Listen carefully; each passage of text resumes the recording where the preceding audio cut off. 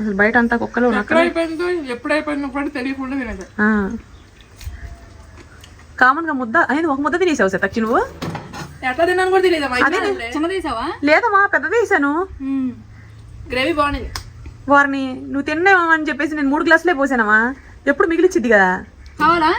కొంచెం సరిపోయింది. సరిపోయిందా? సరిపోయింది. ముక్కలు తినకపోయావా? ముక్కలు వేయలే నువ్వు ఎలాగో మిగిలిస్తావని. ముక్కలు తింటా పని అయితే మంచి ముక్కలు ఏరేసింది మమ్మీ నాకు. నువ్వు దాన్ని డిస్టర్బ్ చేయకు. ఇప్పుడు తినే మూడ్లో ఉంది.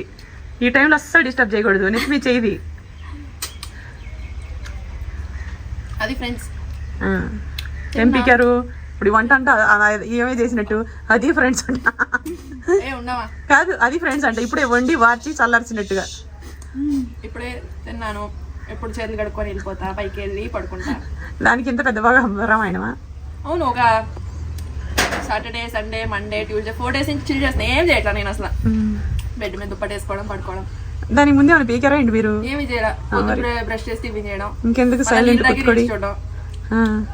చిల్ 4 days నుంచి ఏమి చేయట్లా కావాలని. బాయ్ ముచ్చు స్టూపిడ్. బాయ్ ముచ్చు అంటే ఏంటి తెలుసా ఫ్రెండ్స్? నోరు మూసుకో అని అర్థం. అది తెలుగులో మనకి బూతులాగా అనిపించింది. కన్నడలో బాయ్ ముచ్చు అంటే నోరు మూసుకో అని అర్థం.